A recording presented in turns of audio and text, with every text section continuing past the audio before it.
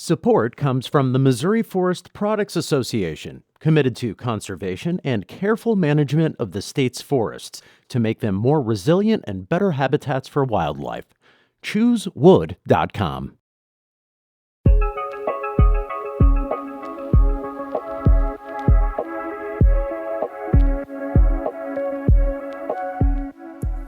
The students are amazing, and they are advocating for curriculum reform in the midst of attending med school.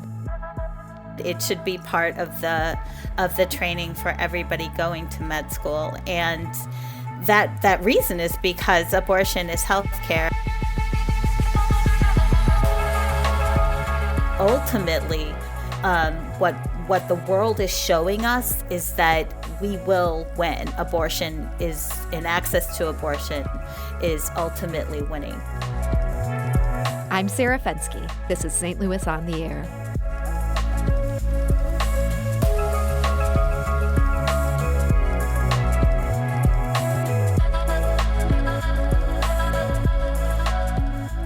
Pamela Merritt is a St. Louisan, but her new job entails running a nonprofit with a global reach. That organization is called Medical Students for Choice, and it's focused on making sure med school students get training in something that may be too controversial for their universities or their governments or both, and that is abortion. Abortion access has been Pamela Merritt's focus for more than a decade, and she joins us today to discuss her life, her work, and her brand new gig. So, Pamela, welcome to the show. Thank you for having me. So first up, congratulations on that new job. It's awesome. How big an issue is medical training when it comes to abortion access? Thank you so much. So it's a huge issue, in large part because of the politicization of abortion care. So it's important that every single individual has an opportunity to receive training in abortion if they're in med school. It's not just for OBGYNs, but it should be part of the training for everybody going to med school. And that reason is because abortion is healthcare, and in many different situations, somebody might need to be able to assist or provide abortion care.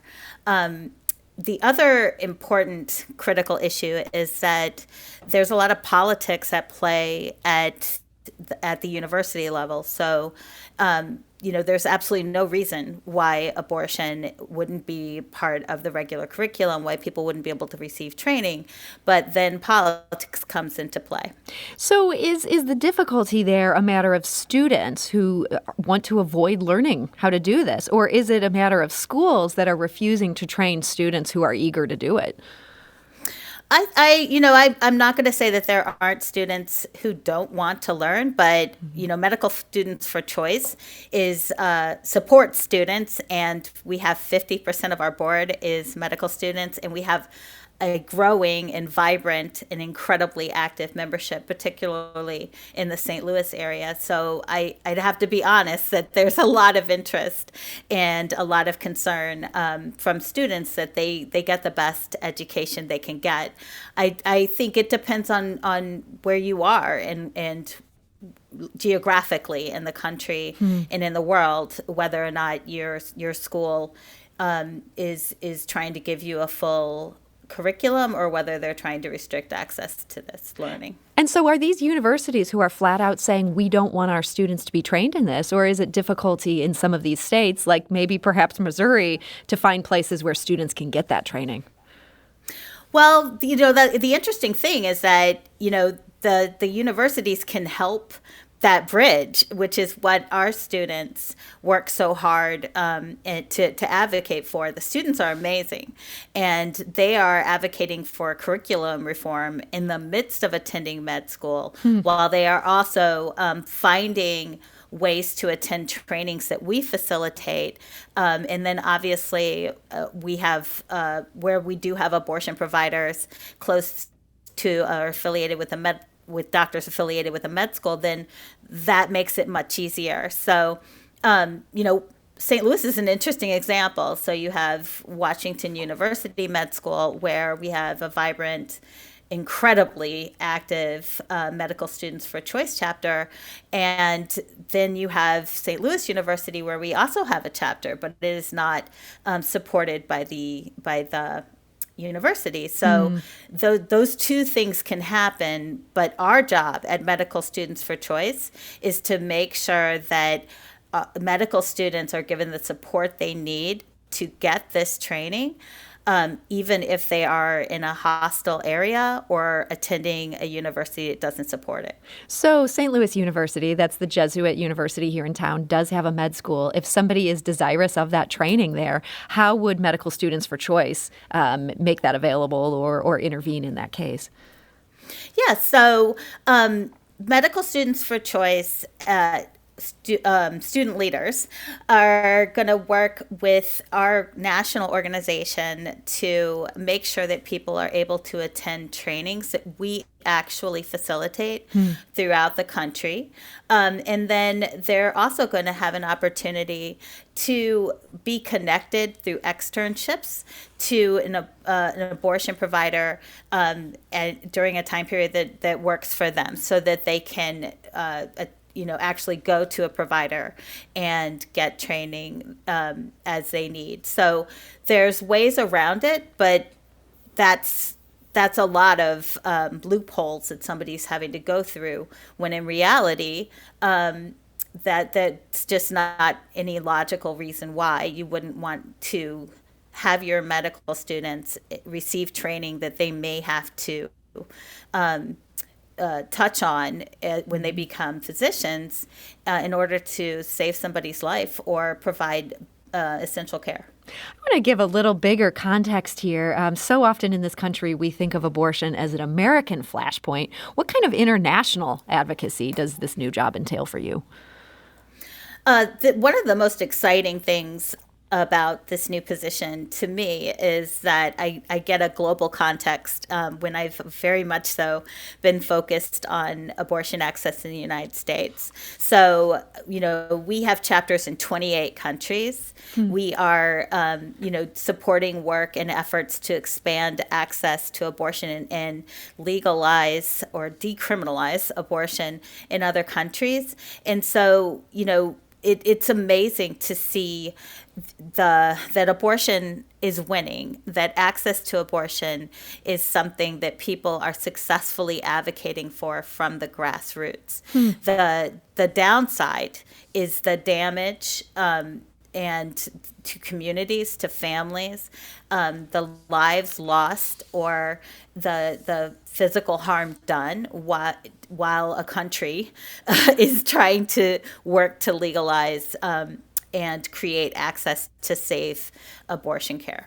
It's so interesting to hear you say abortion is winning. I feel like I hear such a different thing. And yes, I'm just talking to people in the States here, but there's this real sense that Roe is being rolled back and that it's harder to get an abortion now than it was 30 years ago, and that it's the other side that's winning. What gives you such a different perspective on this? Well, my perspective is coming from the fact that abortion remains access to abortion is incredibly popular. The majority of Americans, and even when you get into different religious groups, support access to abortion. They support Roe v. Wade. So that's issue number one. Issue number two is that across the world, we are actually seeing exactly, how hard it is to fight to get abortion back into a legal framework once it's been restricted. But what we're also seeing is that fight is fueled. It is fully energized. When you look at what happened in Ireland, when you look at the, thousands upon thousands of people taking to the street in Poland, and then obviously in South America, just this wave of awesome grassroots organizing that's happening. It is very hard for me to look at, and I would be remiss not to also mention some of the amazing work that is being done in various countries in Africa. I just can't look at that and not see that people people understand and are passionately advocating for abortion access all over the world. So you see, you're winning the war of ideas. You're also kind of winning the ground war, not just here in the U.S., but in many other countries. Exactly. And honestly, as a longtime activist, the battle is about the ideas and the grassroots. And then that is where we can apply pressure. I don't want to cede a single inch in the United States. I want to expand access to abortion here. But the reality is that we're going to have some bumpy times. They are due to a lot of political strategery, and that doesn't make me happy. I'm not naive about the situation that we're in, but ultimately, what the world is showing us is that we will win. Abortion is, and access to abortion is ultimately winning. So you said you don't want to give an inch. I want to talk about something that's not just an inch, but it's our own backyard. It's the yard that we're in here in Missouri. The state's sole abortion clinic performed 0 surgical abortions in December, and some Republicans really ran with that isolated statistic and declared this was mission accomplished for their side. The former Speaker of the Missouri House wrote this in the Washington Examiner. He wrote, "Missouri has become the first state in the U.S. where abortions are no longer performed. There's been a lot of pushback from people at Planned Parenthood and other places saying, hey, no, that statistic may have been right for December. That's not really what's going on here." What's your take on those claims when it relates to access here in Missouri? Great question. So the reality is that abortion existed prior to 1973. Abortion is happening in Missouri in a self-managed abortion, which is abortion outside of a medical setting, and will continue to happen because people who need care will seek options, and they have options that are safe and effective that didn't exist in the 70s. Do you mean things like pills, medicine? Exactly. Between technology and access to medication abortion, there are people who are managing their abortions outside of a medical setting safely and effectively. And the issue isn't whether or not we're going to have a coat hanger. The issue is that it will be criminalized and that they face jail. So the reality is that even in December, when folks were trying to frame Missouri as abortion-free, abortions were happening. The restrictions that exist in Missouri are so harsh and medically unnecessary, but that it is impossible to not be aware that there are abortions that are happening outside of a medical setting because those are the limited options that people have. And we are lucky that we have safe and effective means for people to seek that care. What I know and everybody else knows is that that's not the option that applies for everybody, and that people should be able to make the choices that are right for them in the setting that is right for them. And so I'm not thrilled. Self-managed abortion doesn't solve all of our problems, but what people need to understand is that if somebody told people who are anti-abortion that they were going to end abortion anywhere in the world, the United States, or in any community, they sold them a bag of goods, because abortion predated Roe. It's been around as long as people could get pregnant. Our guest today is Pamela Merritt. She's the Executive Director of Medical Students for Choice, and this has been a long focus for her. She's a native St. Louisan who lives in this area today. We do need to take a quick break, but we'll be back shortly to continue our conversation with Pamela. This is St. Louis on the Air on St. Louis Public Radio, 90.7 KWMU.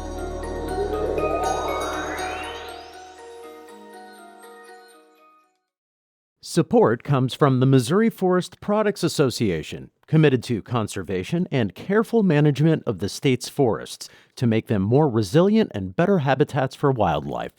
ChooseWood.com.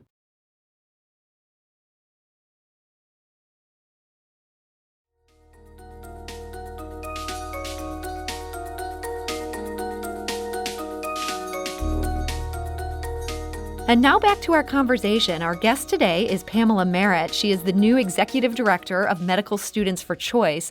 That's a national organization working with students in medical school and helping them as they advocate for getting trained in abortion. Pamela, I want to talk a little bit about your background. I feel like a lot of women get involved with activism for reproductive rights because they've gotten pregnant and they don't want to be. You had a totally different situation. What happened to you in your late 20s? Yes. So in my late 20s, I started to have some troubling symptoms around my menstrual cycle. And so I ultimately was diagnosed with fibroids and endometriosis. And that is incredibly painful. It was also like the physical draining of it was starting to affect my life. So I was able to go to a doctor who was a specialist, and ultimately after a year and a half of treatment, we determined that we were going to try to surgically remove the fibroids. When I inquired about the option of hysterectomy, and this was in Dallas, Texas, my doctor basically shut it down and was like, that's just not going to happen. It's not on the table. And I'm like, I'm 27. I don't want to have children. And you're telling me that ultimately hysterectomy is in the future for me, but you're not even letting me discuss this option right now. And so I was extremely frustrated with that. And then, ultimately had the fibroids removed, and the recovery for the surgery that I had required that my body rest basically for 6 months. So I needed to get a hormonal shot once a month to basically suppress my menstrual cycle so that I could heal. And every single month I had to fight with my insurance company to approve that shot, because I was unfortunate enough to be requesting medicine that is usually used, at least back then it was used for fertility treatments. And so not only was I disgusted with just the anxiety and the stress of fighting with my insurance company for something my doctor said I needed to avoid hemorrhaging. But I was particularly frustrated that, why don't we support access to medicine for fertility treatments? That makes no sense either. So I really got my blood going from that angle and started to think about what people encounter if they don't have the kind of coverage I had, and why people are being denied or talked out of medical options, and how activism can help us support medical care that centers patients and listens to patients. It feels like understanding how this connects to the work you're doing now, it feels like it ties into this concept of reproductive justice. Can you help us understand how that differs from the idea of just reproductive rights? Right. So reproductive rights is, I'm part of the movement for reproductive rights, and law and health and justice. And so reproductive rights is about the legal right to access to birth control, to family planning options, and obviously abortion, and pregnancy rights as well, and birth justice. For reproductive justice, we are fighting for the right for that we believe and are fighting to support, that the fact that everybody has a human right to determine whether or not to continue a pregnancy. They have a human right to the supports and the community supports they need to have healthy families and healthy birth outcomes. And they have a right to raise their families in environments that are free of violence and oppression. So what I like to say is that I use intersectionality as a tool to advance these human rights, so that people understand that when we are when we're restricting access to abortion in places like Missouri, where we have horrible infant and maternal mortality rates, that is connected, that for Black women and many women of color, the ability, like pregnancy is a life or death consideration. And Black women are 2 times as likely as white women to die from pregnancy complications. Same rate basically applies for Black infants. And reproductive justice forces us to center those Black women and say, what do they need to have healthy birth outcomes? And does that mean midwifery? Does that mean that they need to have an abortion because they might have a stroke or a heart attack? But to center them and make sure that we are addressing their community, whether they live in a place where they can have access to healthy food, centering that at the same importance as we center their access to birth control. Why do you think the mortality rates for women of color are so bad in Missouri in particular? I mean, these problems are problems in so many communities across the country. Why are we even worse? Well, the short question there, yeah. Short answer, racism is the reason why we have really horrific maternal and infant mortality rates. And, those rates hold whether or not somebody has a PhD, whether they live in Clayton and drive an expensive car. Black women who are affluent and well-educated have high mortality rates, and Black women who are poor have high mortality rates. And the fact that it is very high in Missouri is directly connected to the fact that Missouri has not reconciled or focused with urgency on addressing and dismantling white supremacy. And do you see your work even in this new position? I know at Repro Action, the organization you co-founded, that was a huge part of what you worked on. But do you see that as part of the mission of what you're doing here with medical school students? Exactly. Medical Students for Choice is working hard to create the abortion providers of the future.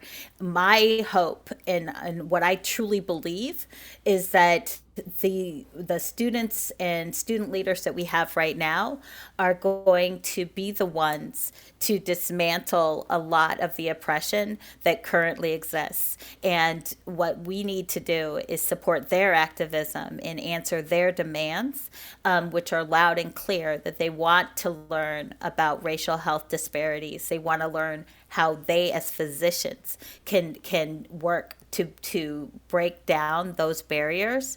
Medical students are dedicating time, energy, and money to provide health care and to help people have better health outcomes. So I truly believe that at Medical Students for Choice, this is a key partnership, a really exciting relationship, at least on my part, to be able to help facilitate this new wave of medical students who are very much so wanting to address racial health disparities, racism in healthcare, and also, to take the kind of anti-racism training that's needed to do that work. Well, it's exciting. You're going to be running this global organization from right here in St. Louis. It sounds like once that's advisable again, there's going to be a lot of travel in your future. I don't know whether to be jealous or to feel like you're going to be exhausted, but it's going to be a lot of work. It is. Yes, it is. But I'm excited. Well, Pamela Merritt, Executive Director of Medical Students for Choice, I want to thank you so much for joining us today and sharing about your work. Thank you for having me. This is St. Louis on the Air on St. Louis Public Radio, 90.7 KWMU.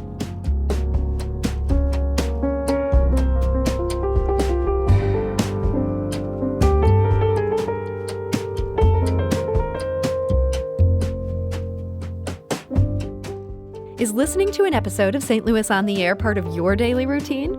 If so, suggest us to a friend you think might enjoy our conversations, and leave us a review and rating on Apple Podcasts on the App Store. It's the simplest way to help new people discover our show. Thank you.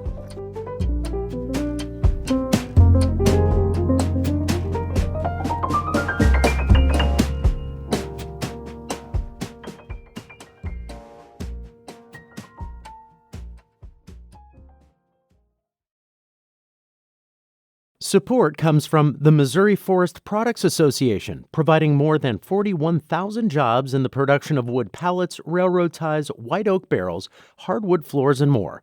Details at choosewood.com.